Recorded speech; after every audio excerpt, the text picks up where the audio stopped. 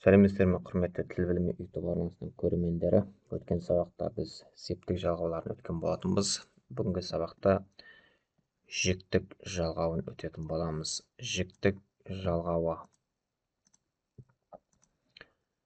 Жіктік жалғауы адамға қатысты зат есімдер, яғни кәсібі, мамандығы, көбінесе туыстық қатынасты білдіретін сөздер жіктеледі.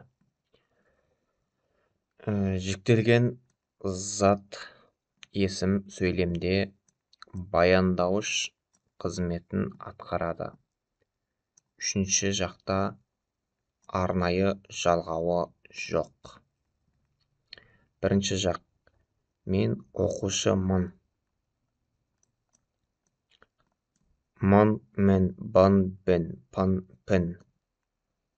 Екінші жақ: сен оқушысың. Сың, сің. Сіз оқушысыз. Үшінші жағында айттық, жалғауы жоқ. Арнайы жалғауы жоқ деген осы ережеге сай келеді.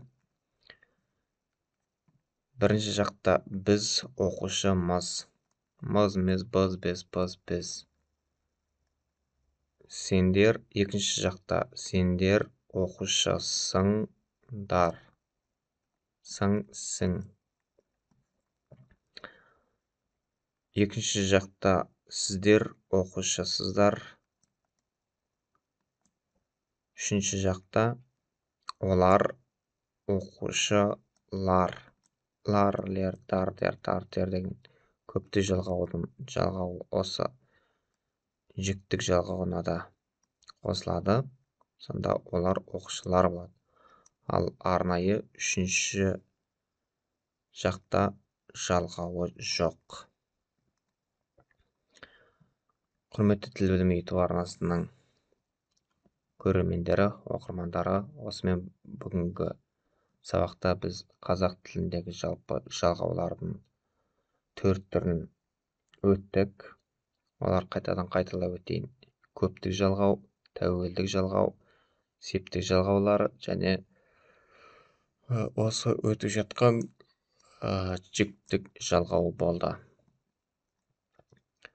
Тіл білімі YouTube арнасына жазылуды ұмытпаңыздар. Келесі сабақтарда кездескенше аман сау болыңыздар.